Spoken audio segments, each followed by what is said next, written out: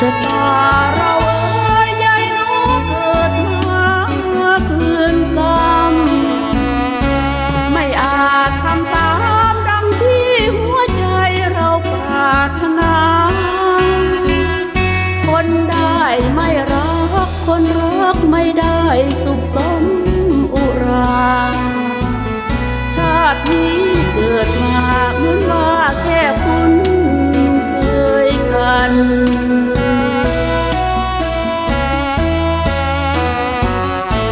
ในแต่ละวันแส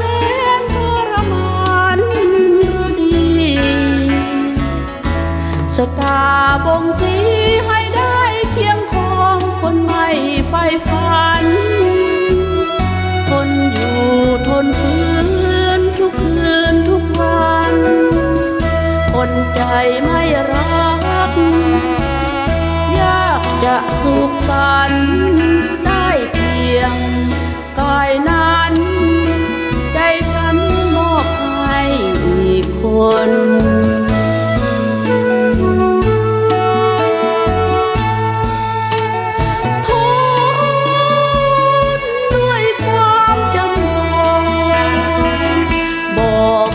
ไม่พร้อมจะยอมรับชายคนนี้ฉันรักอีกคนโดนรุมถุงชนเสียนี้ฉันต้องมองเศร้าหรือดีมีชีวิตไม่มีกิจใจ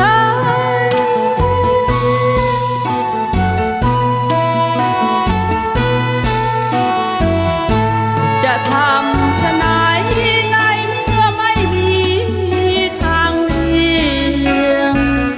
ทำได้แค่เพียงคืนคำจำยมต่อไปทุกวินาทีที่อยู่กับเขาเหมือนอยู่ใกล้ไฟร้อนแผดเผาใจคนไม่ได้รั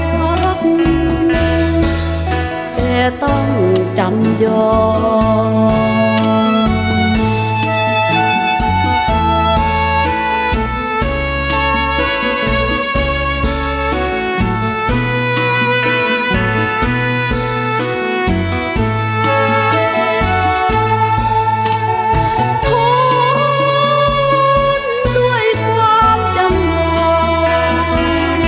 บอกเลยไม่พร้อม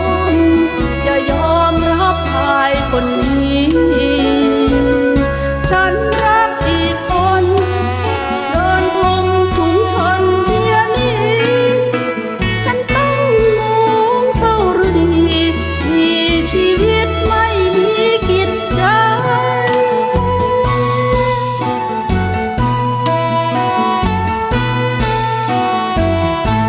จะทำชะไหนในเมื่อไม่มี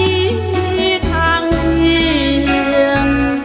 ทำได้แค่เพียงคืนคำจำยมต่อไปทุกวินาทีที่อยู่กับเขาเหมือนอยู่ใกล้ไฟร้อนแผดเผาใจคนไม่ได้รักแต่ต้องจำยอ